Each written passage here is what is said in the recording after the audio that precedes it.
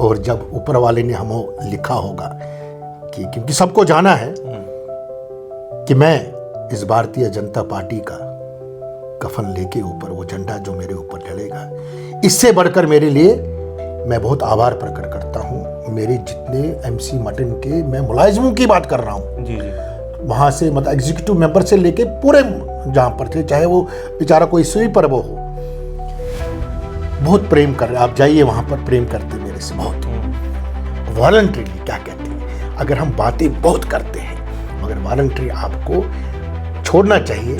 और उस गरीब को, अपनी कम्युनिटी के गरीब के आदमी अगर वो डिजर्व करता है, ये अगर मैंने ऐसी बात मैंने की है, सपोज राकेश जी ने की है, तो मुझे खुद मंथन करना चाहिए। क्यों? नमस्कार, आप देख रहे हैं द राइट न्यूज और मैं हूं रोहित भट्ट।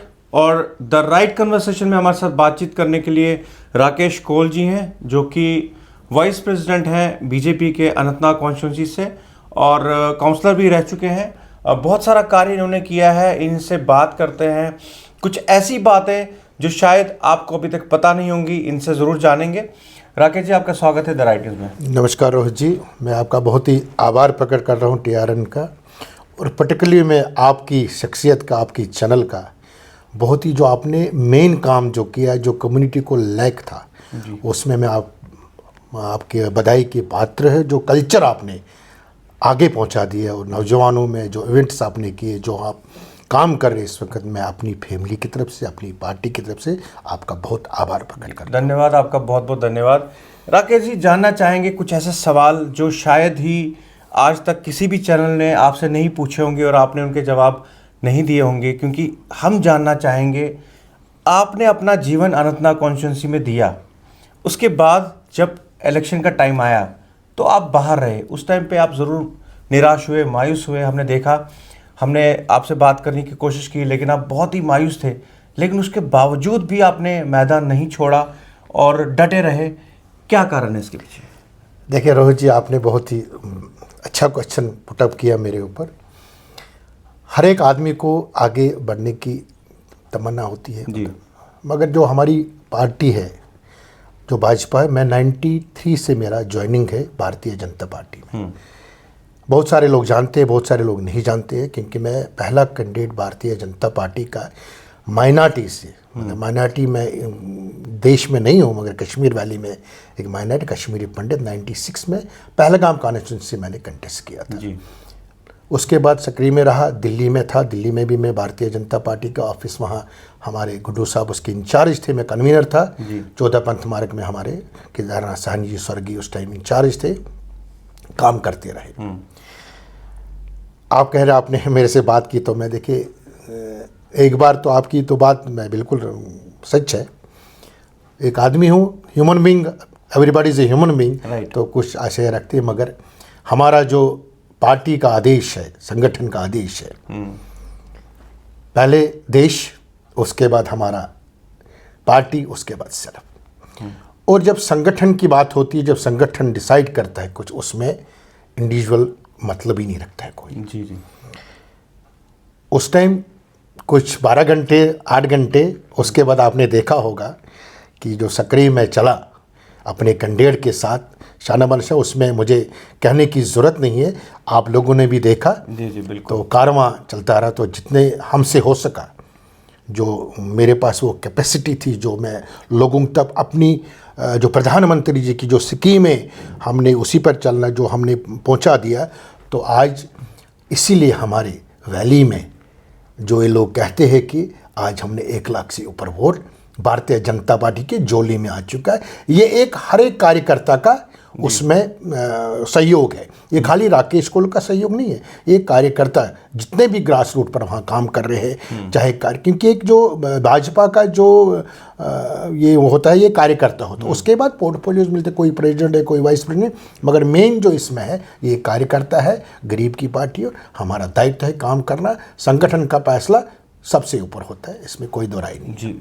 देखिए, इस वक्त भी मेरे पास बहुत फ़ोन आए थे, आप इस पार्टी को ज्वाइन कीजिए। मैं 93 से मैंने आपको इसलिए कहा है, मेरा एक हर एक का एक सपना होता है। एक तो आगे बढ़ने का तो सबको होता है, क्योंकि ये एक ज़िंदगी होती है, बिल्कुल बिल्कुल, 4 टायरों पर चलती रहती है, चाहे घर से स्टार्ट करे कुछ से। तो मेरा एक ही, जब हम हमारी एज और जब ऊपर वाले ने हमें लिखा होगा कि, क्योंकि सबको जाना है कि मैं इस भारतीय जनता पार्टी का कफन लेके ऊपर वो झंडा जो मेरे ऊपर डलेगा, इससे बढ़कर मेरे लिए जी जी ना मैंडेट की बात है, ना असेंबली मेंबर की, ना कोई पोर्टफोलियो की ज़रूरत है। अगर मैं और उस टाइम इस कदर हूँ कि मुझे उस ऊपर वो झंडा अपने भारतीय जनता पार्टी का लग जाएगा, इससे बढ़कर मेरे पास कुछ नहीं है। मैंने बहुत कुछ कमाया इसके लिए। बहुत सराहनीय बात है, आप अपने पार्टी के प्रति इतने ईमानदार हैं, ये सराहनीय बात है। राकेश जी, बात करेंगे कश्मीर में जो लोकल कश्मीरी मुस्लिम्स की बात करेंगे कि मिलजुल के काम करना, जो आपने देखा कि हमने भी बहुत बारी ऐसे आपको नोटिस किया कि वो सब भी आपके साथ शाना बशाना मिलके काम कर रहे हैं। और जब आप काउंसलर थे तो तब आप भागते थे, आपकी वीडियोस देखते थे हम कि कैसे आप उनके साथ जा रहे हैं, कभी कुछ काम होता है, जो भी उनके इश्यूज होते हैं उनको एड्रेस करते थे आप, लेकिन वो काम होते भी थे। लेकिन आपको साथ भरपूर मिला वहाँ के लोकल्स का, उनके बारे में क्या कहेंगे? देखिए, काम एक पहले अपने आप को विश्वास होना चाहिए, विल पावर होना चाहिए। काम कोई देता नहीं, काम लेना पड़ता है। जब आप सक्रिय हो, मैदान में हो, आप इंडिविजुअल कुछ नहीं हो। राकेश कोल जीरो है। जब तक आपके पास जब कोई ऑफिस में कोई ऑफिसर होता है, काम कौन करते हैं? सबॉर्डिनेट्स सारे। तो जब अगर उनके लोग वो काम नहीं करते, वो खुश नहीं होंगे, उनको आप साथ नहीं लेगा ऑफिसर, तब तक काम नहीं चलता, कारोबार नहीं चलता। मैं बहुत आभार प्रकट करता हूँ मेरे जितने एमसी मटन के, मैं मुलाजिमों की बात कर रहा हूँ जी जी, वहाँ से, मतलब एग्जीक्यूटिव मेंबर से लेके पूरे जहाँ पर थे, चाहे वो बेचारा कोई स्वीपर वो हो, बहुत प्रेम कर रहे। आप जाइए वहाँ पर, प्रेम करते मेरे से बहुत। हम उनको लेके अपना जो हमारा काउंसिल था, क्योंकि क्या होता है, जो हर एक पार्टी से काउंसलर्स होते हैं, जब एक काउंसिल बनता है उसमें पार्टी नहीं रहती। फिर हमें लोगों का काम जो दायित्व मिला है, चाहे मैं भाजपा से हम 8 लोग थे भाजपा से, बाकी कांग्रेस से भी थे, पीडीपी से भी थे, मगर जब एक काउंसिल की बात आती है उस टाइम एक होते। हमने उन लोगों को साथ लिया, पार्टी ने हम पर भरोसा रखा। आप एक न्यूज़ के माध्यम से, TRN की न्यूज़ के माध्यम से आपने हमें कहा कि आपने बहुत काम किया है, मैं बहुत कोई आपने कुछ देखा होगा तो तभी आपने किया। ये अकेला कुछ नहीं का आदमी, जब टीम वर्क जब होता है तो टीम काम करती है। बिल्कुल। If I will tell me I, then I am zero. If I will tell we, तभी होता है, तब सब कुछ होता है। राकेश जी, आपकी एक बात जो आपने अभी बोली कि काम मिलता नहीं है, काम लेना पड़ता है, ये बहुत ही इंपॉर्टेंट बात आपने बोली है। मुझे लगता है इससे पूरे दर्शक सहमत होंगे जो ये सोचते हैं कि हमें घर बैठ के सब कुछ मिलेगा। वो पॉसिबल नहीं है, आपको मेहनत करनी पड़ती है, आपको खुद जाके इन चीज़ों में काम करना पड़ता है। राकेश जी, अब हम बात करेंगे कम्युनिटी की बात पे आएंगे। सबसे पहला एक सवाल जो कम्युनिटी के रिलेटेड है, वो हमने एक मिशन छेड़ा है, हमने TRN पे बार बार बात की, लेकिन मुझे लगता है अभी तक उस बात पे जो हमारी संस्थाएं हैं वो सीरियस उस इशू को नहीं ले रही हैं। इंडिविजुअली आके बात कर रही हैं, लेकिन उसके बाद ख़त्म, उसके आगे कभी बात नहीं कर रही। वो ये है कि जिन लोगों के पास अपने क्वार्टर्स हैं, 1300 के करीब ऐसी फैमिलीज़ हैं, आप भी जानते होंगे कुछ ऐसी फैमिलीज़ को जो बहुत परेशान है, रेंट अकोमोडेशन पर रह रहे हैं, उनके पास खाने को नहीं है। लेकिन जो ऐसी कुछ फैमिलीज़ हैं जिनके पास 1 नहीं 2 नहीं 3 घर हैं। हमारे पास ऐसे कुछ लोग हैं जिन्होंने ये भी बताया कि फलाने के पास 3 घर हैं, उसके बावजूद भी क्वार्टर्स को लेके बैठे हैं। क्या आपको नहीं लगता कि उन लोगों के लिए हमें खुद से ये क्वार्टर्स छोड़ने चाहिए ताकि उन बेचारों को जो उनकी मतलब प्रॉब्लम्स हैं वो सॉल्व हो जाएं? आप क्या कहेंगे? बिल्कुल, बात आपकी बिल्कुल 100% है। ये कहते हैं कि मंथन क्या होता है? अगर आपको लग रहा है कि भगवान जी ने कहा है, भगवत गीता में भी लिखा, हर एक जितने भी मजहब है उसमें लिखा है, अगर आप पूजा नहीं करोगे मंदिर में तो कोई बात नहीं, अगर आप मस्जिद में अजान नहीं दोगे, नमाज नहीं पढ़ोगे, गुरुद्वारे में नहीं जाओगे, कोई बात नहीं। ये मैं नहीं कहता हूँ जी। अगर कोई गरीब बाहर, और वो भी पहला नंबर, जिसका कोई हाथ नहीं होगा, प्यार नहीं होगा, उसकी आप मदद करोगे, आपने मंदिर वही गए, आप सारा कुछ लिखा होता है। इसीलिए मैं अपनी कम्युनिटी, क्योंकि मैं कम्युनिटी में गीता भवन से लेके कश्मीर समिति दिल्ली तक रहा हूँ, मैंने 17 साल की ज़िंदगी से बसर किया। मैं बहुत ही आभार प्रकट करता हूँ कि मेरी ज़िंदगी का एक ऐसा पहलू आया जहाँ मैंने काम किया गीता भवन स्वर्गीय वैष्णव साहब के साथ। बिल्कुल। इससे बढ़कर आपको क्या चाहिए? मैं नमन करता हूँ उनको, चत्ता साहब को, वहाँ पर पुष्करनाथ कर्नल साहब थे, किन किन नाम मैं गिनूंगा। और अभी भी जो दिल्ली में मैंने काम, कुछ स्वर्गीय, कुछ अभी भी भगवान उनको सही सलामत रखे, जिनके साथ मुझे मौका मिला। इसमें खुद विल पावर होना चाहिए।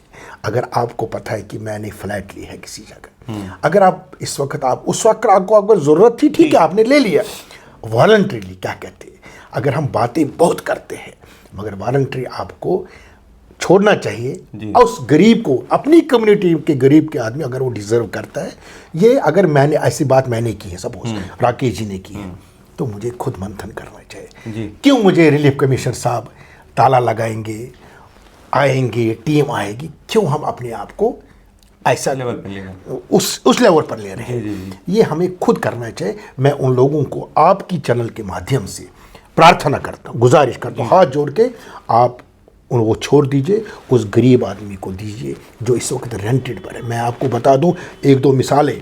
मेरे पास एक लड़का है, उसका नाम रमेश जी है। आप डिजर्व कर, एक छोटे दुकान पे काम कर रहा है, 2 बच्चे हैं, फाइल पड़ी है वहाँ पर, कवाट रहे हो बेचारा रेंट पर, 10,000 रुपये तनख्वाह ले रहे हो और रिलीफ है, इतना ही। लाइव मेरे पास कुछ फाइलें हैं। मैं उन अपनी कम्युनिटी के लोगों, वो भी हमारी है, गुजारिश करना चाहता हूँ आपके माध्यम से। आप छोड़िए, अगर 1-2 मकान है, भगवान जी ने ज़्यादा दे भगवान, हमारा कुछ नहीं लिया, कोई किसी का नहीं लेता है, ना लेता है, ना यहाँ ही छोड़ना पड़ता है सब कुछ। तो उनको अगर आप करेंगे, वो मेरी आपके माध्यम से, आपके चैनल के, उनको मैं प्रार्थना करता हूँ और रिक्वेस्ट करता हूँ। यही राकेश जी, वापसी की जो बात स्टार्टिंग में हुई थी, जब इलेक्शन का दौर आया था, असेंबली इलेक्शन का, हालांकि उस समय ये लग रहा था कि बीजेपी बहुत आगे जाने वाली है, लेकिन नतीजों के बाद कुछ और दिखा। तब ये बात बहुत ज़ोरों शोरों से हुई थी कि एक कमेटी बनेगी बीजेपी की तरफ से, उसमें फिर डिसाइड किया जाएगा, वापसी का प्लान बनाया जाएगा। देखिए, सब कुछ हमारी पार्टी के प्लान में।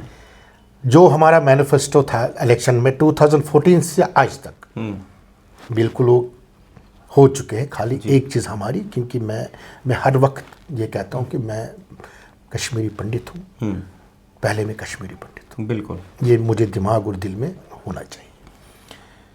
हर एक पार्टी के नाते हर एक चीज़ चल रही है, हमसे भी सवाल जवाब होते हैं, हम भी बात करते हैं और आगे हम बात भी रखते हैं, क्योंकि हम पार्टी में एक छोटा कार्यकर्ता हूँ मैं, मगर कार्यकर्ता ही की बात को सुनते हैं तो आगे चलाते हैं। रिटर्न पॉलिसी होगी। देखिए, कभी किसी को ये नहीं, मैं उस पर नहीं जाऊंगा कि 370 हट जाएगा, कभी किसी ने सोचा नहीं। पूरे हमारी कम्युनिटी को तो पता ही था, पूरे देश ने नहीं सोचा था, हो गया। ट्रिपल तलाक का हो गया। जितने भी हमने मैनिफेस्टो में रखे थे हमारे आदरणीय प्रधानमंत्री जी, हमारी पार्टी ने, वो सब काम हुए, एक काम रह गया, वो हमारी रिटर्न का। क्योंकि एक ऐसी स्टेट थी इस देश में, ये सेंसिटिव स्टेट थी, जिसमें हर एक ने अपना अपना मोहरा खेला था। हमारी गवर्नमेंट आज भी नहीं है, इससे पहले भी हमारी नहीं थी, मगर जितने काम हमारी इस सरकार ने किया, हमारी सेंट्रल पॉलिसी चला के जो हमने किया, आज इसको आप भी कश्मीर में होते, ये नहीं कि मैं होता हूँ खाली, बिल्कुल आप भी होते, आप ग्राउंड पर वहाँ काम करते एज ए TRN के न्यूज़ के हिसाब से।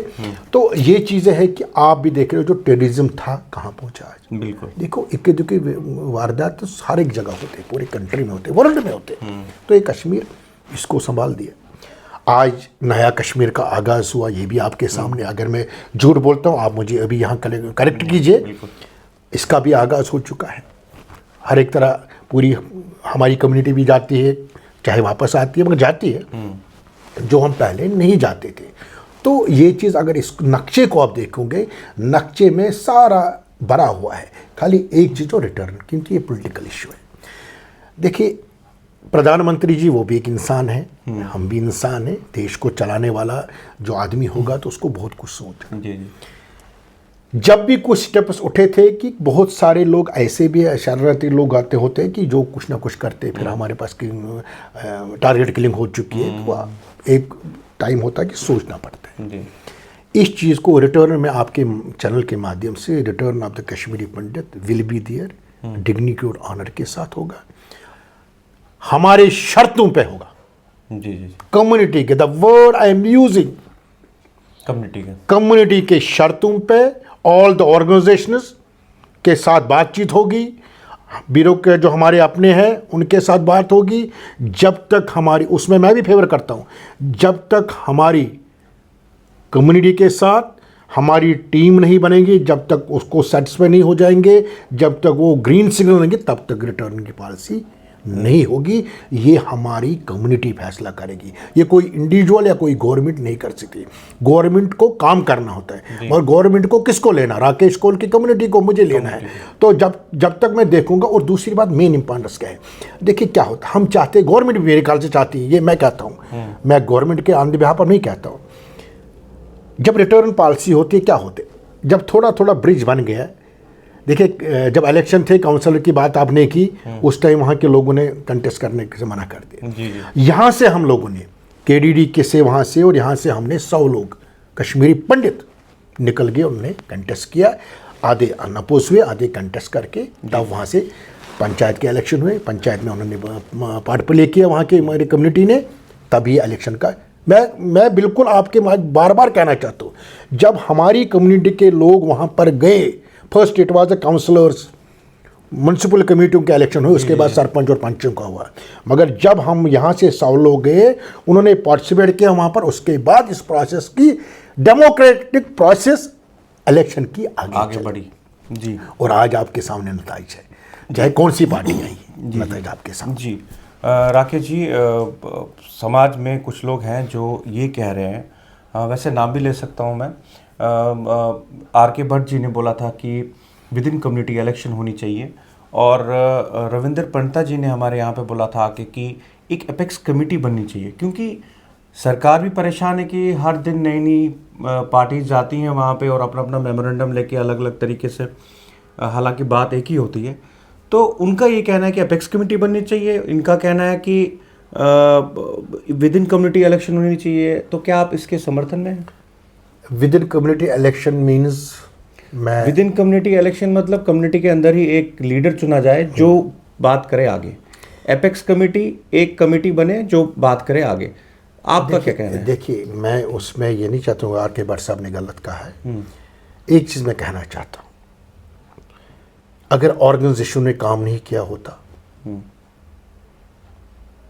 तो भी फ्रैंक, जब वैष्णव साहब, स्वर्गीय वैष्णव साहब ने अपना वो मुकुट, बाला साहब ठाकरे की मैं नमन करता हूँ, बाला साहब ठाकरे वहाँ नहीं गए थे, मैं भी साथ था।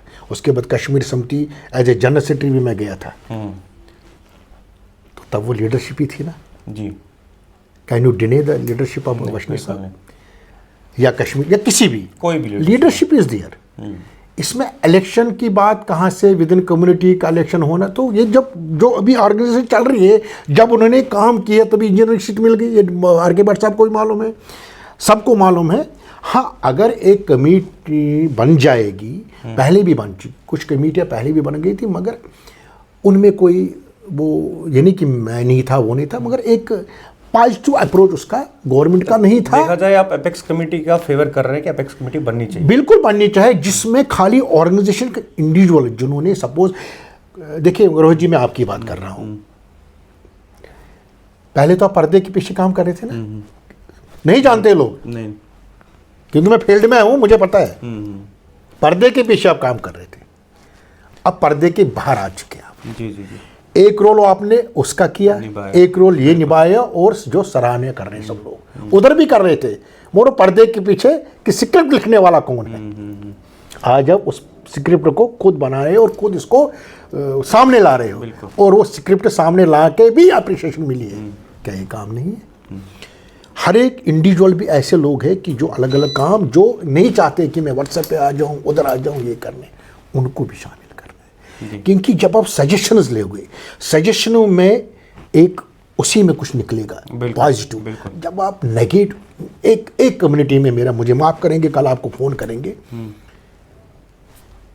हम नेगेटिव सोच चल के चलते हर वक्त, पॉजिटिव चल के चलिए। भाई रोहित जी करे, ठीक है, एक बार एक मंदिर कमेटी बनी थी, तो यहाँ से किसी ने दूसरी मंदिर कमेटी बनाई थी, मैंने क्वेश्चन किया उनको, मैंने, भाई साहब अगर ये कमेटी बन चुकी है, अगर उसमें कुछ लो फॉलोज है, आप उनको जाइए उनको बोले भाई साहब इधर लेकर, आपकी कमेटी बनने से क्या होगा? कुछ नहीं होता है।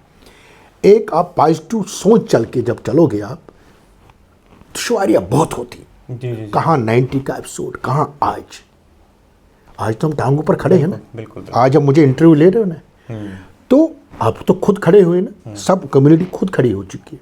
इतना कुछ हमें कुछ नहीं दिया गया है जो तूफानों पे पहुंचा गया, कश्मीरी पंडित को ये मिल गया, ये मतलब कुछ नहीं मिला। सब जानते हैं जो मिलना था हमें वो नहीं मिला, जो हमने छोड़ा, जो हमें जेनोसाइड दिया गया है उसका तो ये कुछ भी नहीं है। तो एक पॉजिटिव सोच चल के चीज़ें, राकेश को कमेटी में नहीं है, रोहित जी अगर हो, क्या पता रोहित जी ज़्यादा करेंगे, ये कौन सी बात है? जी जी जी इसमें मत जाइए। आप चाहे कि मुझे पेड़ लग गया, अब आम आ जाएगी वो खानी है मुझे, आपको आम से गर्ज, आपको पेड़ गिरने से कहा। बिल्कुल बिल्कुल।